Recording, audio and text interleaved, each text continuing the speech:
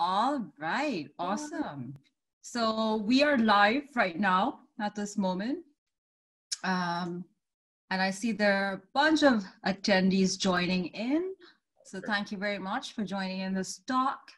It's a very exciting talk today. We have Jordan Lyle at this moment. Jordan, how was your day today? It was pretty good. I woke up. Admittedly, I was a bit nervous because I have so many people who told me earlier on that they were joining in on the talk today. But, I had some lunch, took a minute. Now I'm, again, plugging Jamaica for a second, putting the red stripe. Awesome. Beautiful. It's been raining pretty much here. Oh, really? It's crazy. It's July, but it feels like April or something. I know. Can you imagine? We're already halfway through the year. It feels like, I don't know. I don't even know what to expect for the rest of the year at this point. It's just gone by in a flash, Right. really. Like and I think for a lot of us, it was just sort of like adapting to all these new systems and transitioning that we didn't even realize how much time has passed. Right. My birthday was in April, and I felt like April was the shortest month of this year. It just came so quickly, and all of a sudden it was gone. But yeah, I agree. It's kind of like, we're, month by month, we're just trying to adapt to something new, and it just eats up the time. And by the time you know it, we're 2 months ahead. Yeah, and especially April, because that's when it was like we just didn't know what was happening, and we didn't know how long the lockdown was going to be, who all is going under lockdown, what is the new system, when are we going back to work, how are we supposed to communicate, and I remember that chaos. Yeah. It was quite extreme. And I'm just checking out the attendees over here. So we have about 54 people. Are you ready to get into the session? 55. I know that people are joining still. Whenever you're Shall ready. we? Yeah. Okay, awesome. So thank you everyone for being here today for VFS Industry Talks. Today we have a very special person, Jordan Lyle, who is a creative director and art director. He's worked on projects that include art direction, graphic design, motion design, I think even branding, creative consulting, and then his latest endeavor is entrepreneurship. And he's come up with a fantastic brand. It's called For the Culture. For the Culture Club. For the Culture Club. And he's going to be talking about this brand later in this talk, and alongside all the amazing projects that he's done. Jordan, you're based in LA these days. Yes. Is that a permanent spot for you? Do you plan on staying there? For the time being, I guess you could call it permanent. I've been here for the last, 8 years now. So yeah, it feels permanent for right now, if that makes sense. I left SCAD about 8 years ago and moved straight here. My options were between New York and LA, and I chose LA because the weather, you know. Absolutely. Yes, the weather. That's a reason for me choosing Vancouver as well. I was like, all of Canada, what is the one place that has the most decent weather? Weather's a big one, especially for us artists, because for someone like myself, I'm very intuitive and I need a lot of sunlight, and I need greenery and all that to feel energized every day. Yeah. I think I'm the same way as well. Being from Jamaica, you're kind of used to a certain climate and just, the look of everything. My parents have a huge garden in their backyard, and it's plants and flowers and trees and so on, as far as the eye can see. So I think just keeping in alignment with that, California seemed like the place for me to be, as opposed to, a concrete jungle like New York or some other cities. So I definitely get it, needing to be in the right space. And as a designer too, you kind of I don't know, you need to be enriched in certain ways, and sunlight is definitely something that I need. Just you know, drifting off of this point, you have worked a lot in concept development for projects, Right. Especially some of your kick-ass projects, the stuff that you've done for Google and Apple and stuff like that. I want you to unwrap your concepting process for us. So, say when you get a creative brief or you get a concept brief, what's your next step? Like, how do you go about? Kind of like diving into that. Yeah, no, for sure. I don't know. I take pride in how I think. It kind of sounds strange to say, but a big part of the development process for me that I really enjoy is the concepting process and being able to kind of, you know, dissect a brief that you get from a client and jump into making all these, you know, different connections on how to kind of execute things, because at the core of it, for me, design is all about problem solving. It's, you know, there's an aesthetic portion of it, of course, because it's design, but one of the main parts for it for me is really being able to find the appropriate connections, clever ways to solve these problems. And initially how I jump into something like that is I read the brief, I kind of gather all the information I need based on what's necessary, and I step away from it. I know a lot of artists tend to do something similar. And it all depends on deadlines as well, right? Because, you know, you jump in and I read it, I dissect it, I step away from it for a second just so that, you know, all the references and stuff that I pull have a time to sit, ruminate, you know, you kind of, they start to make their own connections. And by the time I'm ready to start designing physically on the box, I'm jumping on, you know, all of these different, I keep saying it, these different connections are being made, and all of a sudden, you know, things start to develop and you have a concept that begins to make sense. So depending on time and how much time you have for those connections to be made probably strengthens the concept. But yeah, that's kind of my process, is think about it, step away, and then jump back into it when things make sense. So it's almost like, you know, it sounds like it's in stages, right? So like the first time you sort of like attempt at the concepting project or task, then perhaps you get the raw data out, and then the next time you kind of like refine it a little bit, and you're like, absolutely, maybe the second time there's a little bit of decision making, perhaps. Yeah, no, you're absolutely right. It's in the beginning, it's kind of like getting that first idea out so that you know that you're making sense at some point, and then you start to refine and polish and, you know, put your spin on things. You pull out all the tricks out of your tool bag and, you know, hopefully create something that solves the problem and looks great. Mm-hmm. In the case of motion projects, do you often find that writing helps? Because I do know that you're, you know, you do love literature and you're a writer yourself. Yeah. So how do you use writing in the beginning of, like, say, the concepting phase of a project? Does it even occur? And this is a two-part question. Okay. Would you rather sort of like have another medium? Is it a like, would you start off with sketching, or like, what's that initial tool that you use in order to flush out your ideas? I think sketches are a great part of it for me. I'm not going super in depth on it, but just to kind of get the idea out there.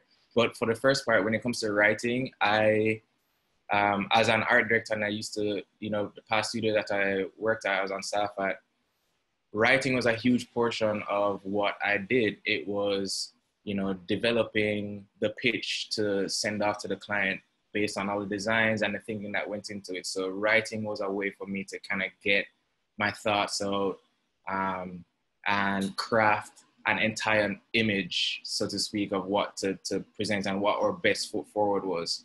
And I think that continues in today in how I process things and how I'm able to kind of develop beyond the image, kind of just the language and scope of how to perceive things. It definitely helps in delivering a concept. But when it comes to just process, in the beginning, I write lists a lot. kind of just to keep myself on track. And I will write a list of things that I know I need to check off and to get through when it comes to developing a concept. But it kind of just depends on the project, to be honest. You know, sometimes you need to just jump in and do it. It's a blank page and you say, shit, like I don't really know what to do right now, but I'm gonna go for it.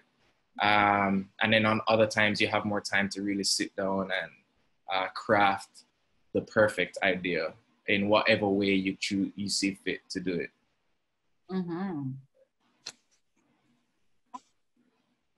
And what about like the visualization? So say once if you have something flushed out in words, then I mean, with all the possibilities and all the genres, and this is something that I think a lot of us artists, we suffer from, is that we want to pack in all our experiences that we want to catch on into one project.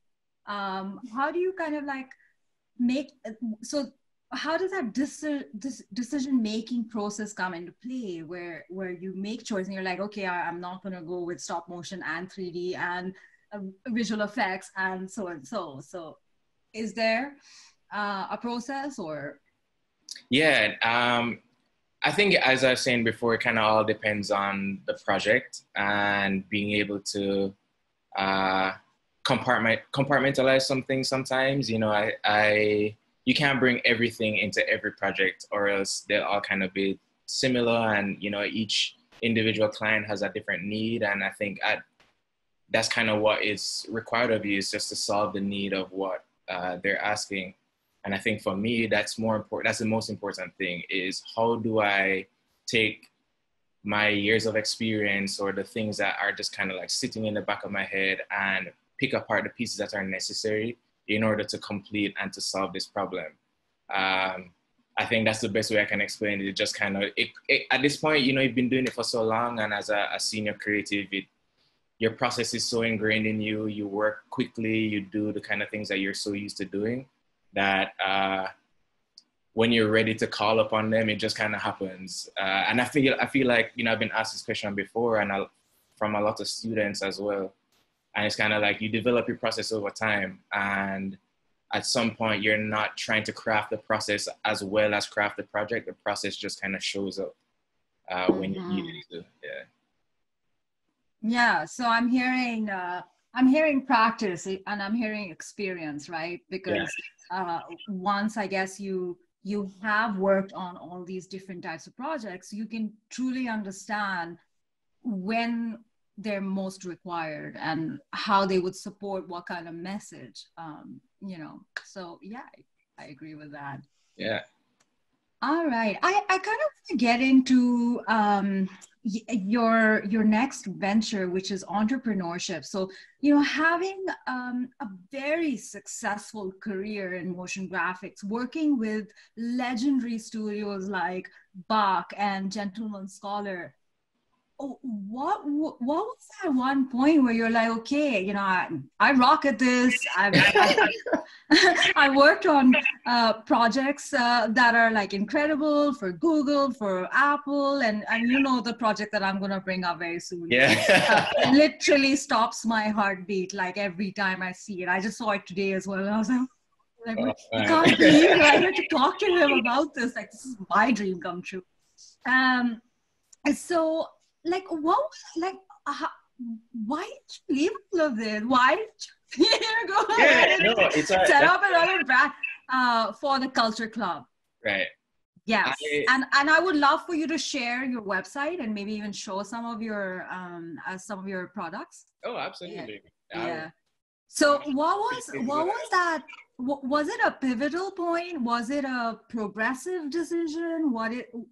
What made you pick up another, you know, almost genre, which is entrepreneurship, alongside? And I know that you're still working in motion graphics, so it was not a, you know, a replacement. So what's the story behind this?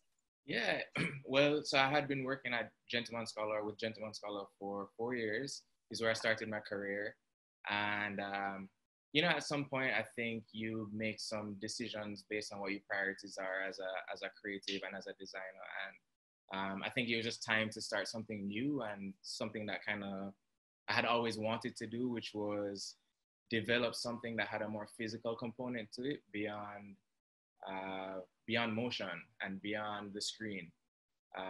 Sometimes, we put ourselves so deeply into motion design and it has a particular shelf life. Like a commercial has a shelf life where Yes. you remember it for a few, weeks or whatever it is, and then you're on to the next thing. But I think once you get to a physical product, it has the longevity that I was looking for. I think sometimes too, the projects that we work on at different motion studios tend to be skewed more towards a commercial level and consumerism on a wavelength that I was not necessarily trying to avoid, but I felt like, oh, there's more. I have a particular set of skills and a toolkit that I can call my own that I feel like I can lend to something else. And for me, that was kind of building community in a certain way and developing products that had a greater shelf life than a commercial, but could, express all the different facets and aspects of what I consider myself to be, as a creative when it comes to writing, curation, just design in general, the aesthetic quality of that, being a Black person in design. These are all things that I felt like needed a particular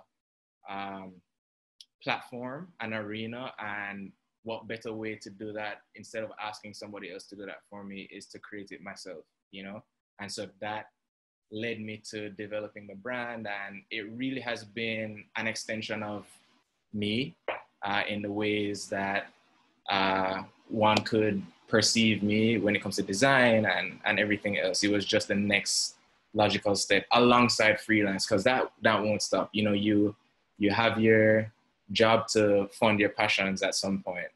And I think I'm balancing that middle ground right now. Mm-hmm. I would love for you to share the products, maybe in fact your favorite. I know my favorite product. All the array of stuff that you worked on, but and I will identify it. But let me share my screen. All right, so you might be having a little bit of trouble here sharing your screen, and no, I think we. Can you guys see it? At this moment, no. No? Not yet. Here we go. Share. Nice. All right. So now we see your Gmail and we see your bank account, and maybe you want to open up your PIN as well. That helps. You guys can have everything. I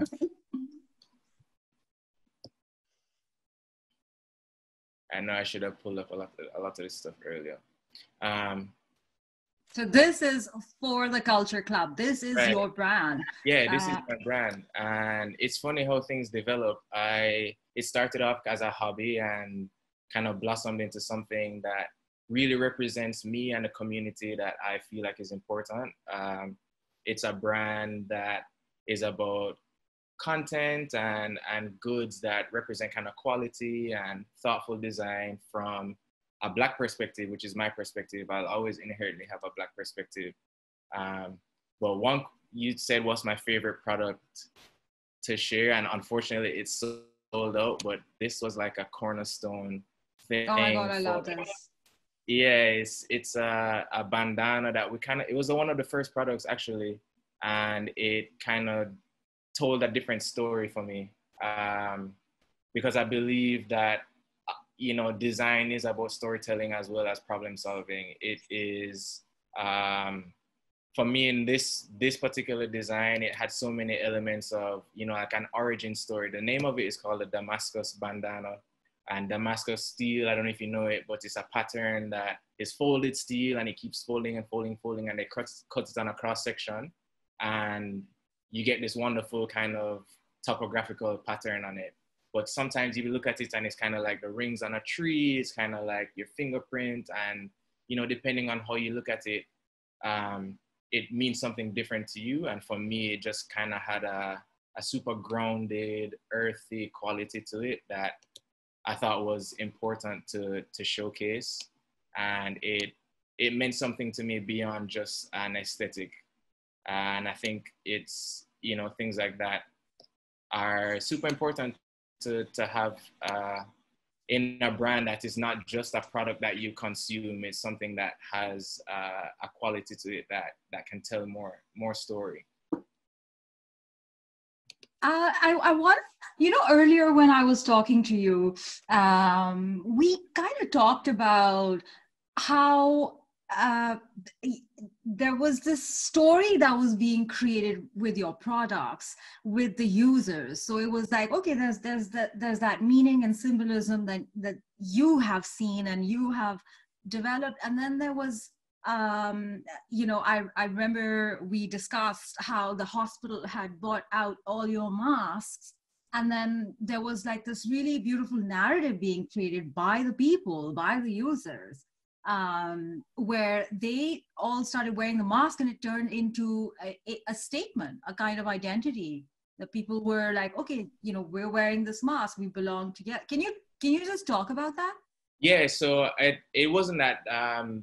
So I had developed these masks based on that same design that, you know, we just saw, the Damascus print. And I have a friend, her name is Aniki, and we went to school together. She's also from Jamaica, and she's a doctor in Florida. And she reached out to me. She was like, you know, Jordan, I really like your mask, and I kind of like what it stands for, because she deals with a lot of Black patients, or, you know, she kind of wants to extend herself in a way that makes her Black patients feel welcomed and also comfortable with her. And my mask being the print that it was and kind of recognizable in a certain way, it allowed her to, based on our discussion, it allows her to kind of be recognized in a way as another Black doctor, as somebody who's familiar to a Black patient, in a way that I had never thought of. And it blew my mind when she said that, you know, because it just took what I thought as something as important, and it took it to another level. And, you know, I feel like that's kind of what my brand lends into as well. It is taking an element that is nicely designed, because another facet of it is I would love for Black individuals in particular to see themselves represented well in design. It's not a format, or it's not an avenue that a lot of Black people tend to gravitate towards. And I thought it was super important, and I try to champion this every time, is placing an emphasis and the quality of design in a Black space, so that other folks can see like, oh yeah, that's a Black dude that's doing that, or he's Jamaican, or he's such and such. And what that does as well, it continues the conversation into spaces that you wouldn't even expect, you know, because folks are sharing your content, folks are interacting with design in a way that they probably had never been interacting before. And that to me is super important. And not until I kind of ventured into this avenue did I really consider some of those elements. But now that it's happening and it's kind of blowing up, given, you know, the current climate of everything that's going on, is kind of like, whoa, I really do have an opportunity here to show up for my community and for the culture in a way that is meaningful to me and hopefully can be meaningful to others. Oh, so I'm here for that. You know, the fact is that you came up with this brand, I believe, a few years ago, or? Years ago. Just about a year and a half ago, yeah. A year and a half ago. So before COVID and before, you know, all this systemic racism, Black Lives Matter, and all these big controversies have always been around. But, absolutely, you know, with the resurgence of kind of... It has, of course. Yes. And the fact is that your brand came before, you know, this is now the trending kind of topic these days, right? For media and mainstream and everybody and myself.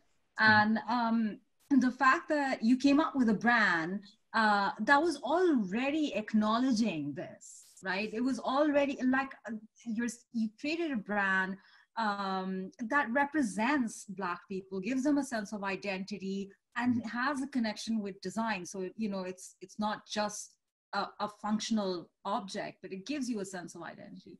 Right. And it takes a certain, now, most of us, pre-pandemic, pre-COVID. Pre-pandemic, I love that. That's like it's a marketing time. It's a completely different era, you know, it's like long time ago. Pre-pandemic, you know, I feel like we were all operating in this very, very automatic way where we were just like rushing to get the next job at Google, get the next sort of like mainstream job that we think is right in creative tech and this and that. Oh, I must grow as a designer. I must be a director. I must be this. And what's that next step? And I must have these brands on my resume and these companies on my resume. And I see you, and you took a completely different direction. And you created your own brand. And it's, again, like the whole philosophy behind this brand is not capitalism, is not, okay, how do I get out to the masses and stuff like that. So obviously there's a difference here. And you as a designer, like, what can you tell us in terms of responsibility, being a designer, pre-pandemic and now during the pandemic? What is, because we know the cookie cutter designer has to get like Amazon and Facebook and all these jobs and has to grow in 5 years to the next senior level. And so what do you think is important for designers to keep in mind in a world like this, in a time like this? No, I think, you know, it's funny, as we've been talking about, you say pre-pandemic, and it's only been about 4 months, right? And kind of the shift in things, it has shifted to this work from home model that, you know, prior to March had been something that I don't think many studios had ever thought about before. And now it's commonplace. It's what it's kind of what we're not expect, but kind of what we have to deal with. And I have to praise certain studios and many studios on being flexible and being able to adapt to this change. I currently work from home on the different projects that I work on now remotely. And frankly, I appreciate it more. You kind of get your time to not be scrutinized in a certain way, like you're in a studio, but you know, you have time to think and you have time to go through your process and time to step away from the computer and, you know, all of these things. I think pre-COVID taught us one model of how to interact with design and motion studios and so on. And post-COVID is just a new way of doing things that I kind of hope is here to stay. And I think it's important for designers as well, because it's something that I had to quickly adapt to. It's important for designers to remain adaptable to situations. You know, you won't always be able to jump into a studio and rely on the resources that they have. You kind of have to know how to produce and how to create on your own and how to create in the space that you have created for yourself. And that's if anything, one lesson that I've learned from this whole pre-pandemic, post-pandemic thing is like you're used to working at a certain level and caliber and producing a certain kind and quality of work. You have to be able to produce that on your own and with the resources that you can muster up for yourself. That's, if anything, I would say, like, that's what I've learned from this last 4 months is remain flexible and rest on being able to still produce at the level that you should be, because you're still being expected to do that, pandemic or not, you know, which is another set of things, but, you know, here we go. That is true.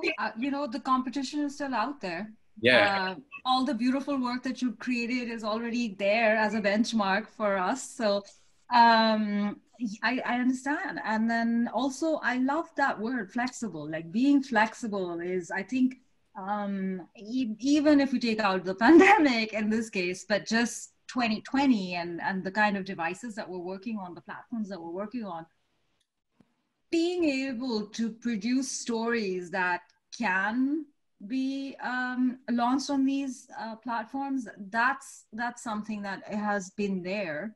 Yeah, like Instagram has, and I will relate this back to the brand. Sorry to cut you off, but one thing that I really want to say too is that the way that Instagram has been instrumental in not only in the lane of motion design, as well as, you know, like activism and even entrepreneurship is I'm not trying to plug Instagram, but it really has been a way for people to connect in you know, ways that you don't really see or you might not have had access to before. You see folks posting their work in progress on Instagram. You also see folks posting their products on Instagram, their viewpoints, their everything is kind of like a hub for, I guess in my spheres, it kind of is a hub for designers sometimes to share not only design, but beyond design. That's what it's been. I've used it for lately as well. It's sharing your viewpoints for me, in a nicely designed way, because I don't know any other way. But yeah, just giving myself that kind of platform. But yeah, continue. Sorry. I think what it does is Instagram, because it's like a very informal platform, and it's always pushing us to shorten our content and make it, you know, very concise. That is little bite-sized nugget size content that is really easy to consume in large volumes as well. Yeah, and easy to share as well. Yeah, and the thing is that the nature of this casual kind of structure of content is now, you know, we end up seeing a lot of more of their process and more of sort of like their spoken language, how they'll tag stuff and describe stuff. And I just feel like it is an extension to the artist. You do feel a little closer, and you also end up seeing the stuff that they like. Yeah. You know? And beyond just their motion work, you'll end up seeing the food that they like, because a lot of people know, and what they're traveling and so on. So yeah, you do feel a lot closer to that particular account, you can say. Yeah. Now I think, and not to harp on it, but in building a brand, for example, like Instagram has been super instrumental in building For the Culture Club, because it's one of the easiest ways to filter in the content that I think is appropriate and I think I want, you know, folks to consume beyond a product. And it's not that, you know, selling something is one element, but what I really try to put out there is building community. That to me is paramount. It is, how can I use the skills and the skill set that I have to create a community that identifies with the voice that I am speaking with and that I think with is my perspective. And I feel like, you know, as a designer, you have an aesthetic voice, and as an art director and somebody who is used to writing on pitches, language is also super important for me. And I kind of wanted to show something else too, but just in the way that I craft like Instagram posts and something like that, it's super simple, but it always has an element of design and then tying in the culture to it. You know, let me see if I can share something super quick as well. Awesome. So that's sort of like your strategy for how you set up your, you know, branding for the Culture Club. Yeah. Yeah. Ooh, I see order summary report.pdf. Oh. Sorry, I shouldn't be looking at it. Maybe I'm sharing the wrong screen. You know, I do end up sharing the wrong screens all the time on Zoom. This is something that Zoom should come up with, is like a security sort of like pop up that's like, do not share right now. Right. These are your private documents. So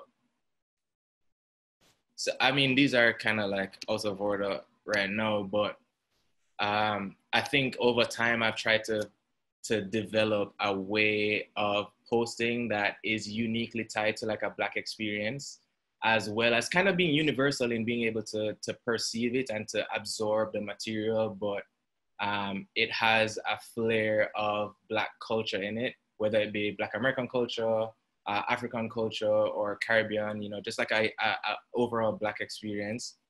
Oh, here goes the mask. Your slide is kind of cropping a little bit. So I want to move it to the side a little bit more.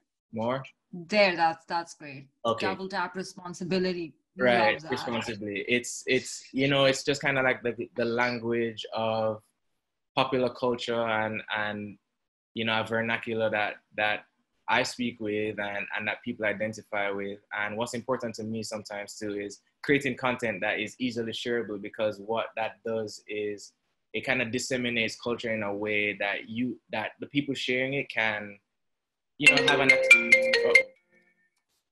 an attachment to, but also find a way to share it and to feel like others can tap into that quality as well. Mm-hmm. So this was where am I? For Juneteenth. Oh, wow. You know, and when it comes to branding, it's like, you know, I have a similar color palette. It's the typeface. It's the, you know, all the different qualities that come with a brand, and making sure that you stay consistent with some of those things. Mm-hmm.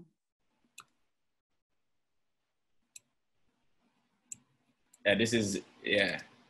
It's so bold and it is so important and it's so thought-provoking, and you know, it has the nowness, and you know, it does sort of like make me think. It's very thought-provoking when I see these posters or these iterations that you're sharing, which are your Instagram posts. What is your Instagram account? I'm pretty sure 101 people want to now instantaneously sort of like follow you. So my personal Instagram is at jamdownflavor, JAMDOWNFLAVA at gmail.com. Not Gmail, sorry, I'm so used to continuing with Gmail. But that's one, at jamdownflavor, and my brand's Instagram account is at For The Culture Club. Awesome. So we should follow both. Yes, please do. Awesome. Thank you for sharing that with us. Yeah. Are you still seeing my screen, or can you see me? Now I see you. Okay. Yeah. So this is your incredible work that you've done for this brand, and thank you for sharing your strategy for Instagram posts and how you have a theme. It's not just like put everything out there, but rather you have like a working sort of system in which there is an overarching art direction, there's a typography, there's a color palette, and there's also like a very systematic composition I'm seeing. Right? Yeah. There's a boldness to how you lay out the type and everything. I want for you to talk a little bit about the commercial work that you've done, motion graphics. You know, the one that I'm going to talk about, but I want to ask you, what is the one project, motion project and client base, so commercial project, that changed you as a designer? So you went through the process, production, whatever, good or bad, and then after that, you're like, okay, this is the new me, like, this is how I do things. So is there a project like that? Or? Yes. I'm going to try to speak very carefully about this. You know, there are projects that we say never again. You know, that's the change. I think that's, you know, unfortunately, sometimes it takes some of those projects for you to really revisit why you like things and what you're willing to tolerate and so on. I had worked on a project that I think pulled me out of what it meant to be a designer and what it meant to kind of delve into the things that were important to me as a designer, and stretch me in ways that were good from a developmental standpoint, and being able to organize and lead a team. And, you know, at that time I'm pretty sure I'm not going to say the name, but I was working on maybe 2 or 3 projects at that time. And this project kind of pulled me out of it in a way that strengthened certain aspects to who I am as a designer, but also just, you know, made me really think about what is important here and what I prioritize in this, in my career. And I think sometimes you do need moments like that. They're the good moments where you know, a project like Motion Poems, which I think, you know, we're probably going to talk about later, is one that solidifies like, yo, I really figured out how to do this thing that I had never seen before. And it's a way that I'm expressing myself that, you know, is so gratifying and so satisfying that it energizes you. And then you have projects that they don't energize you, but they motivate you in different ways, good or bad. They help you to see yourself in a different space, and a space that's probably more appropriate. So yes, I've had a project like that, but with respect to all parties involved, I'm gonna keep it there. No gossip for us today. No, not today. Okay. I kind of want you to talk about Motion Point. Yeah. And my request is that if you can talk about your favorite shot, and if you can sort of unwrap it for us a little bit. Yeah. And if you can even show us a little bit of the Sure. the I don't know how project. well, and you have to tell me if my screen share is working. Do you well. want me to do it? I can do sure. it. Please do it. Awesome. I have it right here. I told you, I wasn't lying. I was watching it on repeat. Okay. The Motion Poems was a project that I worked on with Gentleman Scholar, and alongside JP Rooney. So the premise behind this is that, you know, Motion Poems is an organization that kind of pairs a poet with animation, or an animator or design studio, or, you know, the like. And Motion Poems had reached out to Gentleman Scholar, and we worked on this project. And the idea behind it is a poet gives up a poem that is has some meaning to them, and then we, or the person developing the animation side of it, works exclusively or independently of the poet to kind of bring a visual to life. And so over the course of, I think it was maybe like 3 or 4 months, we had a whole team of people that worked on it, and we developed this script to, you know, tell the story of what this poet was saying. Even though we didn't speak to her, we had no idea what her original intent was.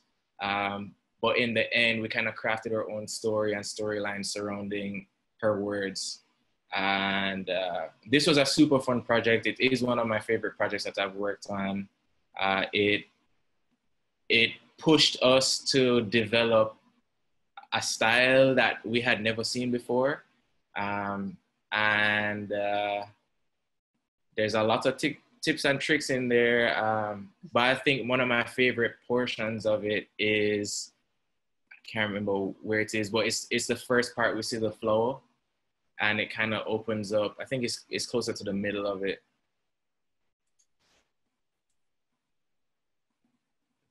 Before that. Before here, or? Yeah, before all of this. JK, I'm lying. It's right here. We got it. Right here. I think this is my favorite part also. Yeah, all of it is my favorite part. I can't choose a favorite part here. I think working on it, so part of the process of working on it is I primarily had gone through and hand painted on top of, digitally painted on top of every frame that we've seen in this animation. And there was a base that we worked up on top of, right? Super talented set of animators worked in tandem with 3D, and, you know, lit and textured some stuff, and kind of developed a process along the way of how to create an organic effect, but working on the timeline and within the pipeline of a digital pipeline, because we were working on this alongside other projects. You know, this is something out of love and a passion project for the studio at the time. And shout out to Gentleman Scholar, now called Scholar. But it was like a labor of love that at the end we were so proud of what came of it, you know. And shout out to JP Rooney as well. It one of the projects I'm super proud of in just how it extended me beyond just a corner of design that I had been used to. This is way more artistic. I consider myself a designer and less an artist, and this kind of really pulled me into a different category that again I'm super proud of. And you know, like the painting over here, it's not just painted, but there's like almost like some sort of like wind factor, right? And then the brush strokes are so light that they are being affected by this wind. And keeping that integrity of each and every brush stroke in each and every frame. Yep. Is there another one of you out there? Do you have a twin or something, or you know? No, just long nights at the studio, doing the same thing over and over again. There are not enough hours in a day to get like this done. Seriously. So how many frames per day did you sort of like work on? I think that's hard to say because, you know, sometimes you go through a project and you do a first pass at stuff and you're like, well, damn, this looks cool, but I feel like it could be, there's something that's missing. And then you add like you go in with, you know, it's like a different quality of brushstroke. You go in with cell animation on top of it. Once you color correct things as well, you go in there like, okay, well, maybe this needs some more color here. Maybe this needs like, just like different qualities here and there. So it's hard to say. I will say I went through this maybe more than one time, but in chunks, you know, you go through it and at some point you kind of know what you need to do, and you plug your headphones in. It's kind of like rotoscoping at some point. Yeah. You plug your headphones in, you just do the work. You have the vision and you understand what you need to do and you just have at it. But again, this is a labor of love and is with a super talented team of people. I can't take credit for this by myself, by no means. But Jordan, what about the concepting for this project? Like, how were you involved, and how did you even imagine that flower had to open like that and then turn into like this cascade of girl motion blurring in paint brushes? Like, how? So I would say I worked in tandem with JP and the directors of the studio at the time. We kind of got free rein at some point to, after we developed the story, it is, okay, well, what's the look and feel of this? If you go on my website, there's some process images on there, and we kind of dissected all the lines of the poem, and just started sketching ideas and sketching out a story. Nothing was really off the table at some point. If it felt right and it felt like it could tie into, if it could tie into the story at large, then we kind of ran with it and found ways to make those connections. So you can see here some of the process of developing those things. It's how the petal opens, how, she's falling through, and this is how the petals should curl, and some of the elements of some of the other characters and secondary characters to the flower and the woman in it. It just kind of happened organically, to be honest. It's sometimes when you have projects that don't really require that much problem solving, so to speak. It's not like there's not like a crazy amount, a big budget on the line where you have to satisfy these brand guidelines or live in a certain bubble. It was do something that's fun, that speaks to you, that tells a story, that emotes in the way that we want it to, and fulfills the tone and kind of captures the tone that we want it to. And it kind of just developed organically from that. So this was one that I think was a little bit different. It just kind of happened. There are good projects out there. There are great stories out there. The ones that I say there's good, there's great, and then there's, just mind-blowing. And this is in that mind-blowing category. Oh, And wow. in order to fit in that category, that this one project has to speak volumes and move and motivate volumes every single time one sees it. And that is the experience that I have, is every single time I see it, I just fall way more in love with this project. And there's a new depth, a new connection, and a new kind of like, I don't know, it's never been enough. It's never been enough to see this. Every single frame is a work of art. That was the goal, you know, for everything to feel as though it's something you want to hang. It's like a painting, and that kind of fed into our approach as well. It's you do it so that if you stop on any frame, it feels beautiful no matter at what point you stop at. And I think it's something that we managed to achieve. Oh, he absolutely managed to achieve. And then, you know, there's a new level of poetry, and there's a new level of just enjoying the work as you see it move, as you see these paintings kind of move and transform and morph. And I mean, I can spend the next probably 2 hours talking and that won't be enough. However, I am noticing the time. It is Oh yeah, I'm dying to get to some of these questions that folks have. Absolutely. So if you're ready, we can start our Q&A round. So for all our attendees, thank you very much for being here. We're so glad that you're here for this talk. And if you have any questions for Jordan, please go ahead and share them in our Q&A section in this Zoom call. So you can just open that up. And I'll start from the first question now that you are ready, Jordan. So Ashley Oscan is asking, how difficult is it to manage time? I think this kind of goes back to process, right? You, over time, and I think the more you kind of spend time with working on particular projects, and at some point you start to break down what kind of molds different projects fit into. Organically, you kind of develop how well you handle certain projects. So if it's like a super in-depth 3D project, right, and you're required to build out an entire environment, and you lighting and texturing and all of those things for a pitch, and you're given a certain amount of time, at some point you will figure out how quickly you need to work in order to hit all the different areas.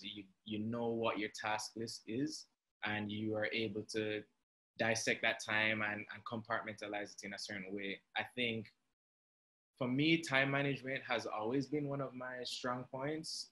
It just comes with the way that I process information. It is kind of tied into everything. So time management for me is not a challenge. It's more so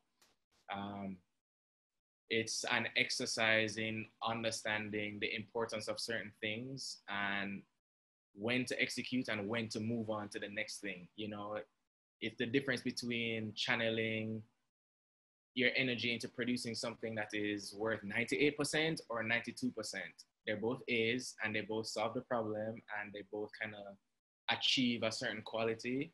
But the point is that you're probably able to achieve the 92% much faster and sooner, and it gives you more time to lend that extra, added time to another part of the process that might need more work. So it's hedging your bets and also being able to rest on your skill set in order to move you through the process quickly. So that's kind of how I manage my time, regardless whether it's design or not. It's just, does this need everything right now, or can I just like do this to a B plus A and then move on to the next thing that might require me to put more effort into it? Awesome. Yeah, and then just being confident with that decision and not second guessing, because there's no choice sometimes. Sometimes you don't have a choice. You just kind of have to make a decision, go with it. Mm-hmm. All right. So I'm probably going to mess this up, and I apologize, but Bengu Kelser is asking, what are some of the questions you would like to ask a client? That's an excellent question. Yes, finally. I think that was it's the second one.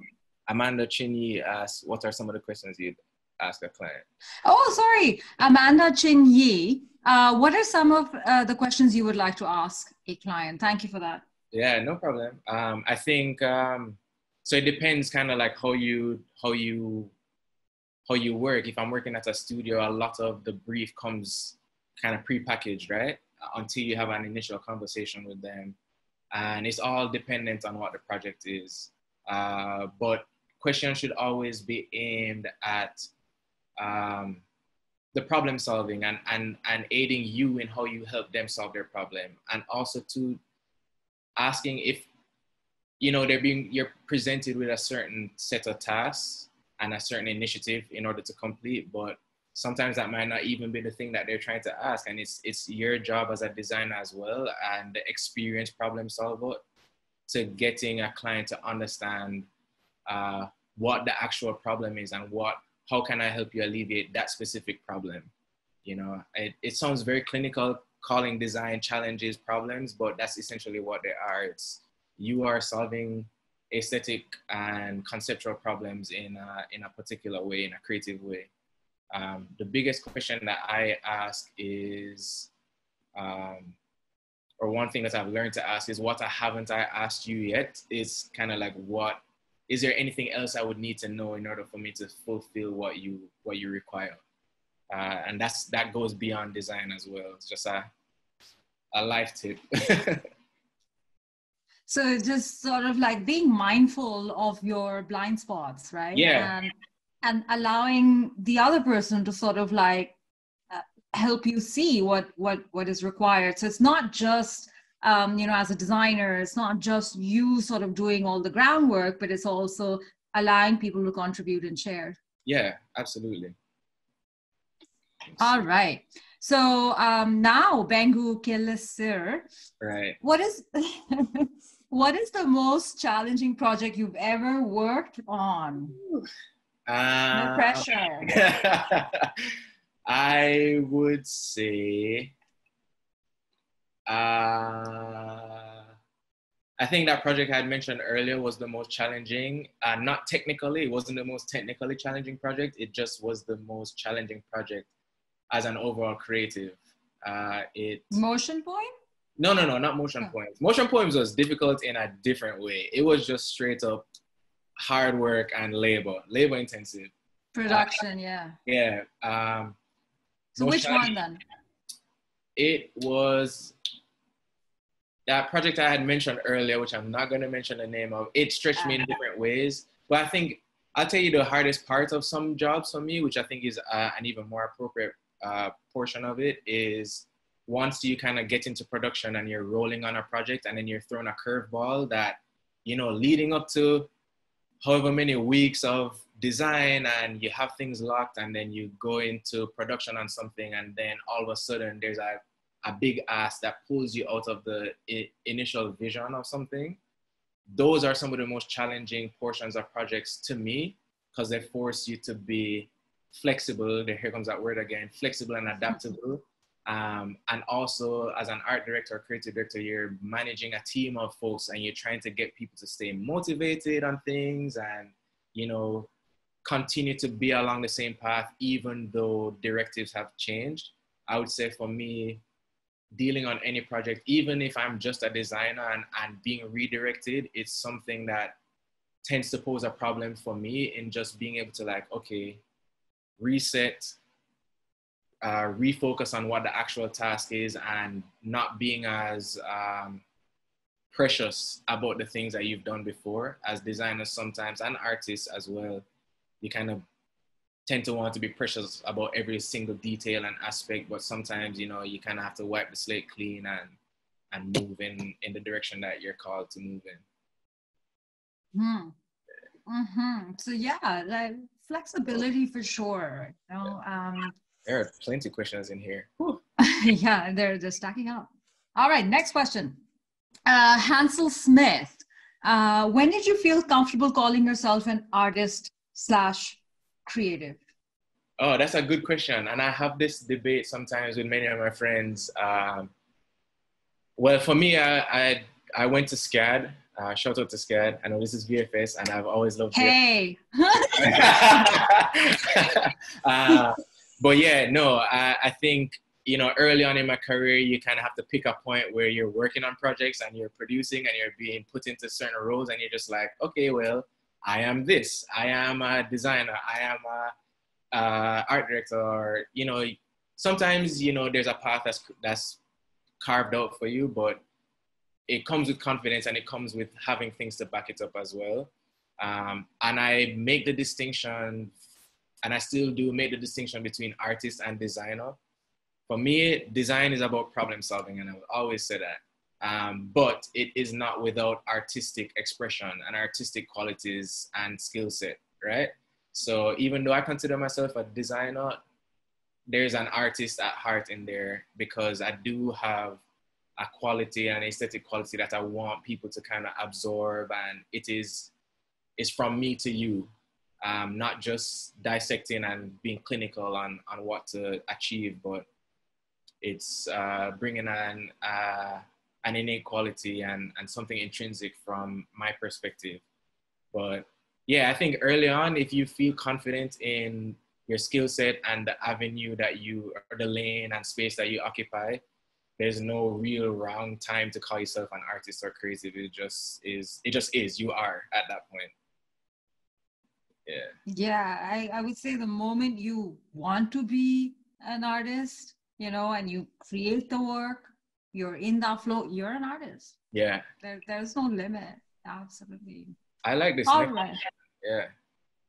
The long one, right? Yeah. Oscar Carmona, I understand the main focus of your brand is to portray Black culture for Black individuals to feel represented in all this movement against racism. My question is, if you have considered combining other movements and communities like feminism, immigration or immigrants, right. LGBT, to make a stronger impact? Oh, absolutely. So I think, you know, at the core, the brand is really about my perspective as a Black person, but I think the entire Black experience is not devoid of all the other elements that you listed here, right? You know, I am an immigrant. There's no way to separate me from that experience. I'm from Jamaica. But the immigrant experience, the LGBTQ experience,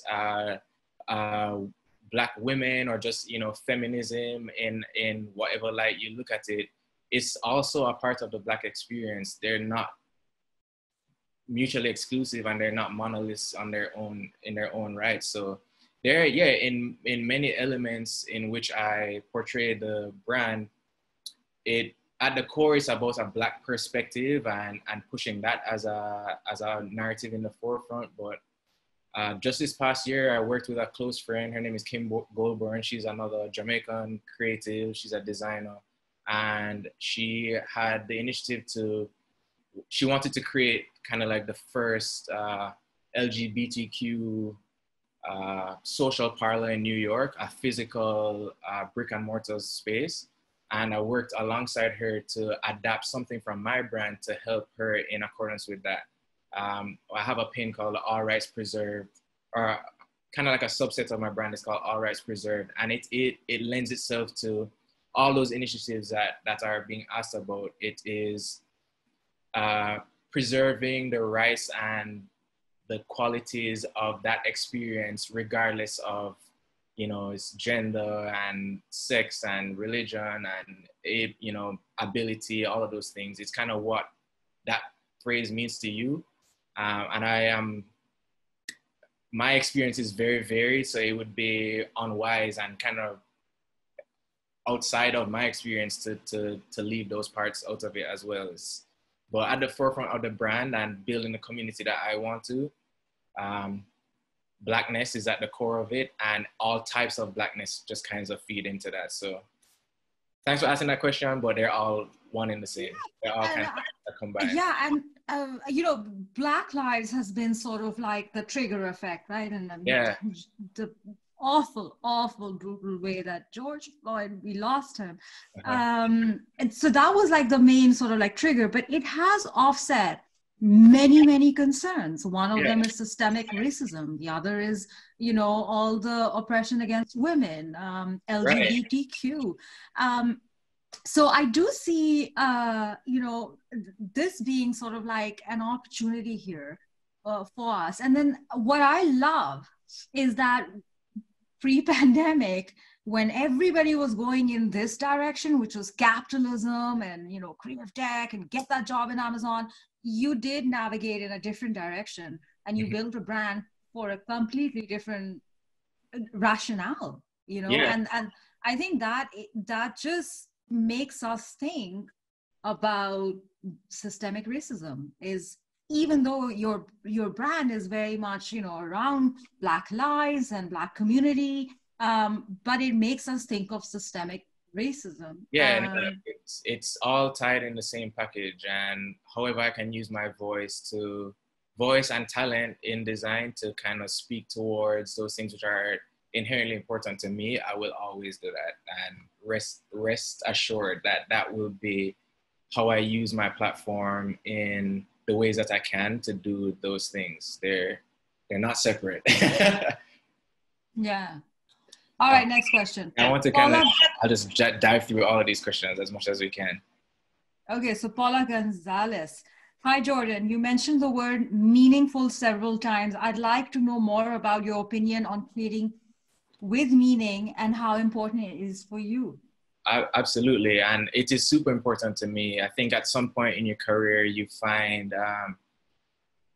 maybe the projects that you're working on or the spaces that you work within kind of skew themselves towards, a commercial space, because that's kind of what our industry calls on. You are a designer for certain brands and elements. And I think maybe to offset that, sometimes you find the things that kind of check off a different box for you, which for me is kind of your purpose beyond a commercial or capitalist mindset or avenue.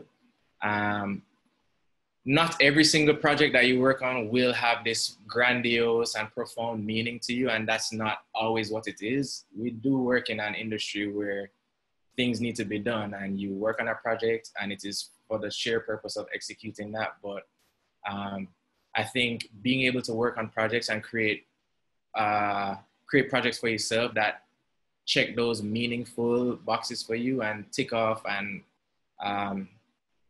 kind of fulfill your purpose, however you see fit in a certain way, are also very important. So meaning to me is now more than ever more important in the projects that I work on, if not at certain studios, for myself.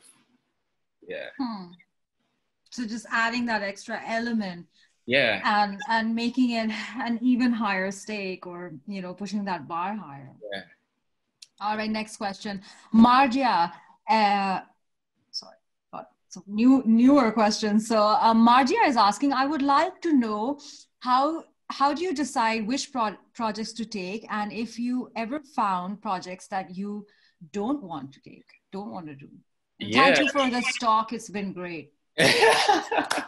Thanks for chiming in. Thanks for tuning in. I think I am very adamant is not the word, but I like to ask questions prior to taking a project on.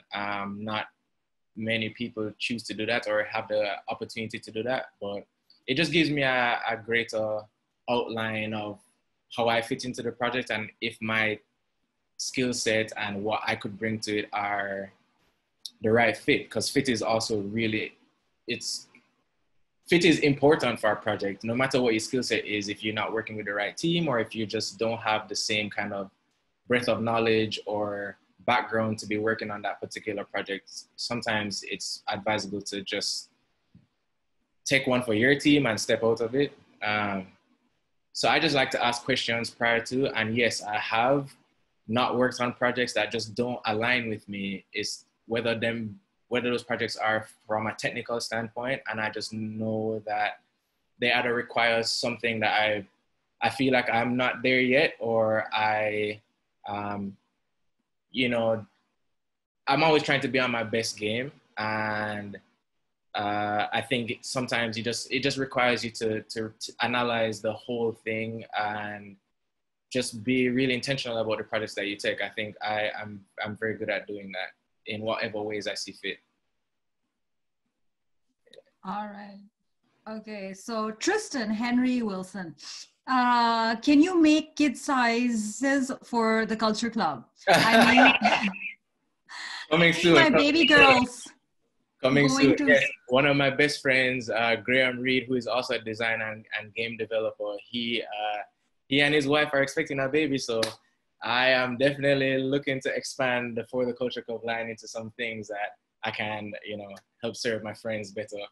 Yeah, and I think that would be a really cool accessory for babies. Like that baby would be like very cool. Start them young. Yeah. Okay, Benjero, hi Lyle. Yo, what up, Ben? Just wondering, how did I start? Oh, there we go.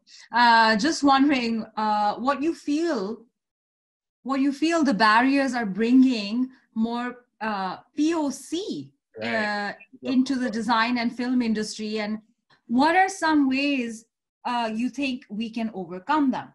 That's a perfect question, and it's a question that I have had, discussions with many friends, particularly Black friends, in the past 2 weeks.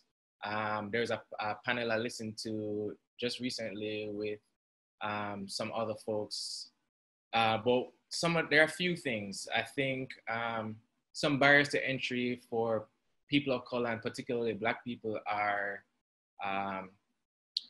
let's say from the Caribbean, avenues that lead to design are not really thought of as lucrative or successful in the ways that like being a lawyer or being a doctor or an engineer are. And so parents often don't really try to funnel their kids into those ways. It's kind of like appropriate and artistic up until you start to have to pay bills with being an artist, and it just isn't seen in the same way. So I think exposure is one thing. Exposure is a barrier to entry for people of color entering design and a commercial design sphere. I think just technology is one thing too. Not until I went to SCAD did I ever even open After Effects. I didn't know that that program existed, and it was a function of resource and exposure. I think that's another element that I feel like is super important. Now with the advancement of technology and programs and so on, it's way easy to go on YouTube and find a tutorial, and there has always been like Andrew Kramer, somebody to look towards, to find tutorials and to learn. But if you don't even have a computer to learn it, then how are you gonna get to that point? So technology, exposure. I think those two are the biggest things. How I feel like we can alleviate some of those things is mentorship is a huge thing. And this is something that me and my friends talk about a lot, is how do folks like me, and representation is key, right? I'm super grateful to even to be in a space like this where you might have other Black and brown kids or POC kids who are looking at me and being like, oh, damn, I didn't even know design was a thing. Like, I didn't know that this immigrant dude from Jamaica could be on a platform like this. So I think whenever I can, and I'm super intentional about it now, is showing up in spaces and bringing design along with me as a possibility and as a potential for Black and brown people to be successful in, and being an example of that. I hope I'm being a good example is super important to me. I feel like those are ways in which that we can address kind of like that barrier to entry is through exposure and technology and mentorship. Okay. Yeah. Awesome. Okay, so Kay Reeves, or did I miss? Sorry, Carla Soa. Did you have an aha moment where you really where you really knew what you wanted to do, where everything seemed to make sense? So I guess like in your career. Yeah. That's a great question. I think prior to going to school for design, I was very much interested in anthropology. And it's so funny that comes full circle, like my tie into culture. But until I saw the catalog for SCAD, plug to SCAD, but love you VFS, that's when I realized like, oh, this is what I'm supposed to do. It ties in all the elements of what I like. I've always been a creative person. I have always been a super analytical person as well. And, you know, with a background in, you know, academia to an extent, it just felt like the right thing. So my initial venture was into advertising, and that led me to motion design. And at some point, you see a project that a studio does and you're like, yo, this is exactly what I want to do, and there's no deviation from that.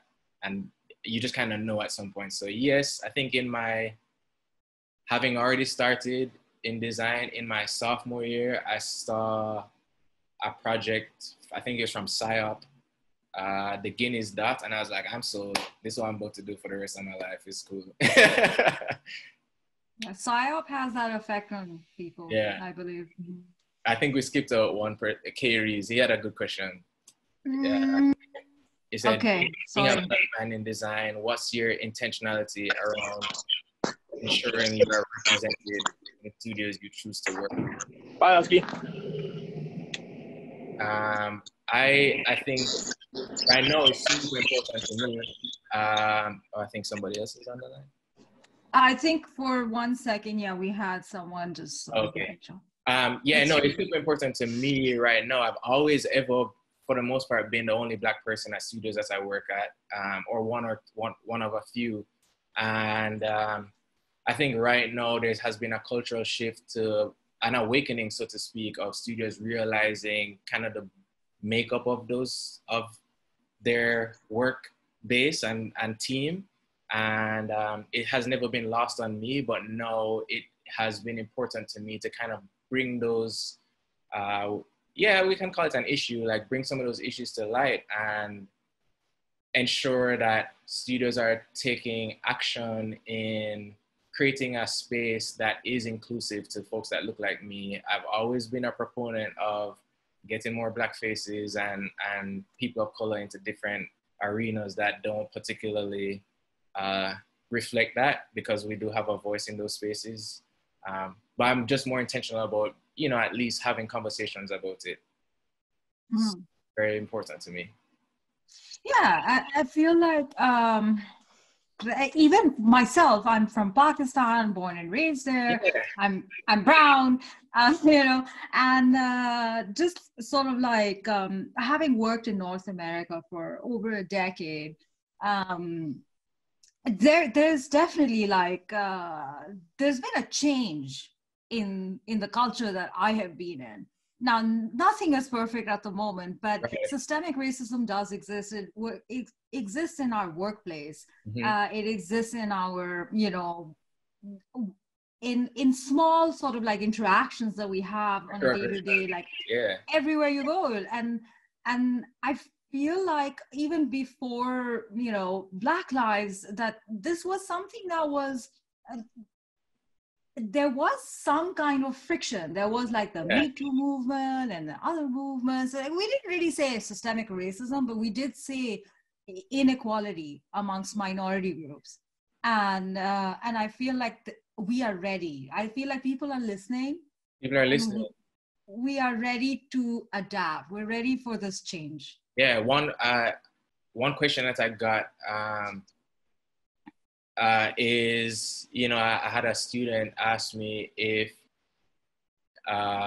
you know, now a lot of companies and brands are reaching out to particularly Black designers and creatives, and it feels particularly strange to her to kind of go, just take it for the opportunity that's presented to her just because she's Black. And I'm like, yo, listen, it's one thing to ask for equality, but you kind of have to act on it as well. You take this opportunity and show up in those spaces and be the best designer that you can and present your talent, because it opens doors for other folks as well. You know, it is an opportunity for you to, not that you have to prove yourself, but it's to say, hey, like, yeah, I actually was supposed to be here to begin with, and there are other folks who also need to be here. So take all these opportunities. Yeah, and owning it, Own it. I love it. Yeah, Owning the fact that you're here and you're gonna do a good job yeah. because you can. I'm all 100%. I'll just leave it at that for sure. So that question was from Kay Reeves. And are we ready for the next? Yeah, please. Let's as many as we can get through. I know we have a little cutoff time, but The list is growing. So Shuto, and he goes by Shu, Yamazaki, is asking, and he's one of our students at Digital Design. So he's actually saying, this is Shu. Thank you, Jordan. I was impressed by your awesome smashing work. My question is, how do you get feedback to brush up on your pieces before showing it to clients? And who do you get feedback from? So it kind of depends, Shu, it kind of depends on the role that you're working in. So at the moment now, outside of my brand, I work with different studios just as a person on the team, typically alongside or with a creative director. So that person, that creative director, is the first point of contact between you and the client, right? So it's kind of like we're working together to craft a certain vision and an objective. And so all together as a team, we kind of, bounce ideas off of each other, and at a certain point, you say what works, what doesn't work. Again, coming back to the point where not everything should be precious when it comes to design. You're just offering your idea and you're offering your solution. At the end of the day, I think like based on the hierarchy of a team, you have a creative director that says, okay, cool, like this is what we want to put forward. And then you get feedback through those particular channels. I think that's kind of like the avenue that I'm used to creating within and getting feedback from, is through a team or through one pinpoint or like one perspective that kind of oversees the entire vision. And I don't know if you're a student or not, but as you enter the workforce, that's kind of the thing that you could expect to see. I do have more questions, but I'll save mine. Kay Reeves, Kay Reeves again, second question. Where do I see the brand for the Culture Club, which I am an avid fan of, in the next 5 years? Additionally, which current brands would you say are the most aligned, would you say it's most aligned with? Oh, that's a hard question. I would say in the next 5 years, I would love to be a household name. I mean, at least for the community that I show up for. But otherwise, I think the folks that have gravitated towards a brand at this point, don't even look like me, which is amazing. So I think in the next 5 years, it's just being in a position where if I have an idea, if I have a story to tell, that there's no barrier to me telling that story, whether it be financial or platform or otherwise. Brands that I feel like I'm most aligned with at the moment, that's a hard question. I feel like I won't say I occupy an avenue by myself, but I think right now I'm just focused on kind of what my perspective is. It sounds kind of selfish, but in developing a brand, you know who your competitors are, you know who you admire, but it's important to me to kind of just stay focused on what I want to disseminate and what I want to like share with folks. So I can come back to that question maybe in another year where I feel like I fit into a rubric of other brands. Mm-hmm. And I feel like your brand and its intentions and its mission is quite unique. Yeah. I really love that. Okay, Yasamen is asking, first of all, thank you so much for this awesome talk. I just wonder if I want to start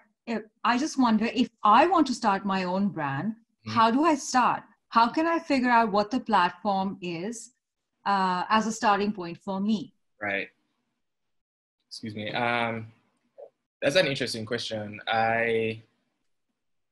Firstly, I would just say, it sounds hard to say, but try to remove fear from the process.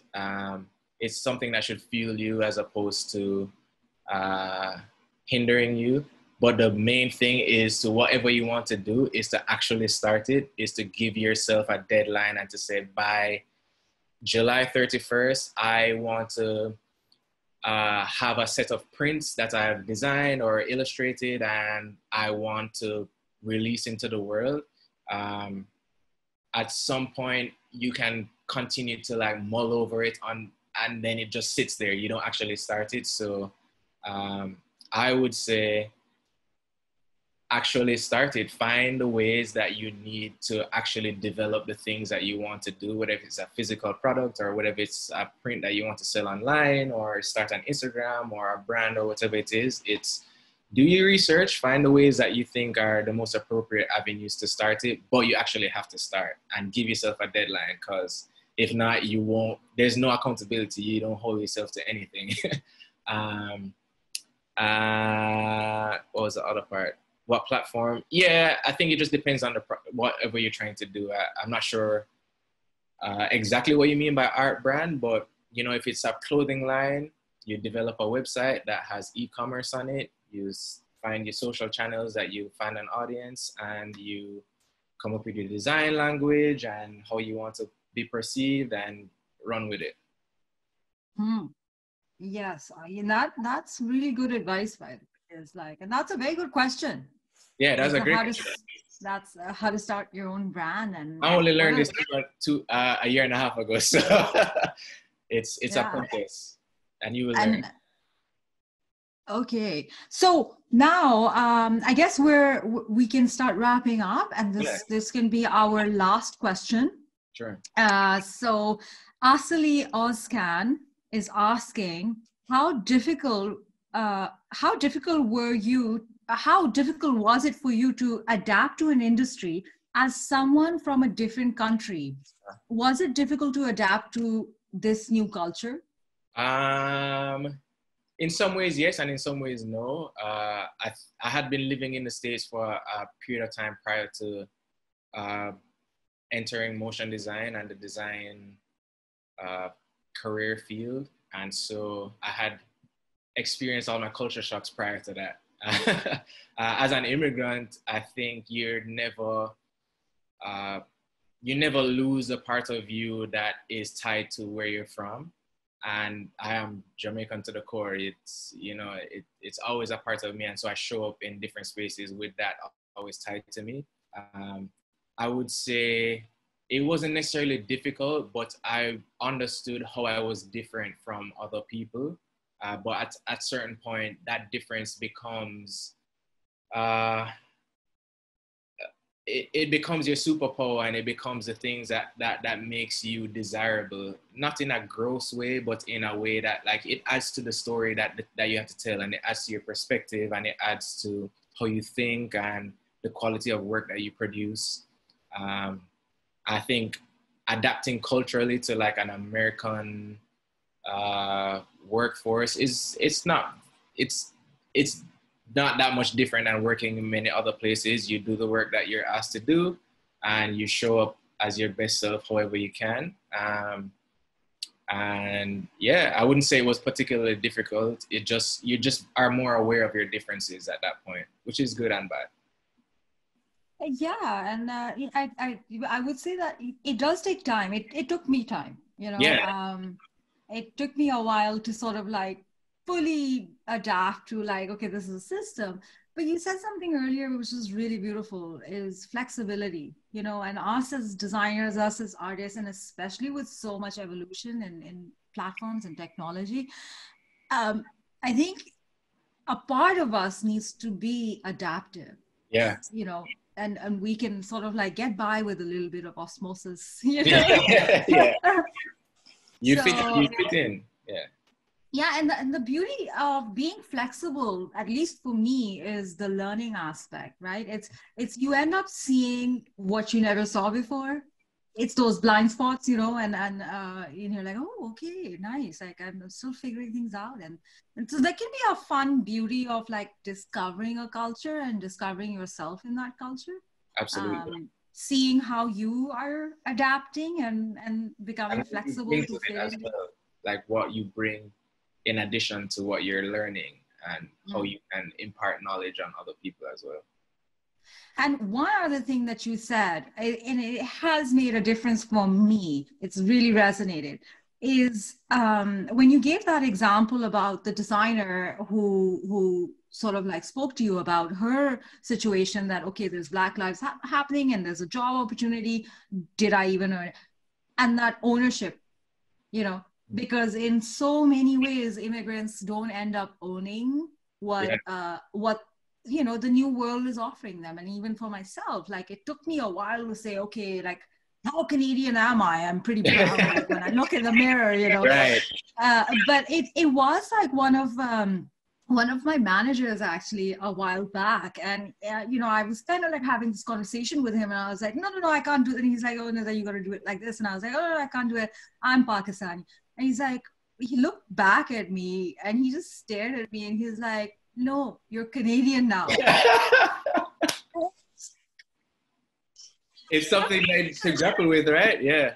Took me some time to really absorb that, like, you know, and be like, okay, what does it mean to be Canadian? But I look brown when I look in the mirror, and how do I, with my Pakistani background, now accept Canada as an identity, as a nationality, and have so I think being flexible and the learning curve, just beautiful. And then owning it, really owning it. Yeah, because you know what I think is important with owning a new addition to what, you know, new facets to who you are. It never really erases the parts that already made you who you were to begin with once you enter that new environment, right? So if anything, it just makes you a more rounded, like full individual, because you have a perspective that nobody else can really claim. You know, it is something that I'm not American, but I've lived here for you know, a significant portion of time, and I think being a Jamaican and understanding my immigranthood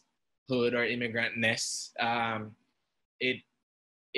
it gives me a certain perspective. But also being here for a certain time, I understand elements to American culture that just have become commonplace for me, and I understand how they fit into my life and how I'm affected by them. And so it never erases or takes the place of being Jamaican. It just is like, oh, here's another way of understanding and way of living and way of maneuvering and assimilating and filling all the blanks of living, that I think is beautiful. You know, it's celebrating differences in a way that edifies everybody else. You just, you know, you at that point you are an ambassador for so many different avenues, which I think is great.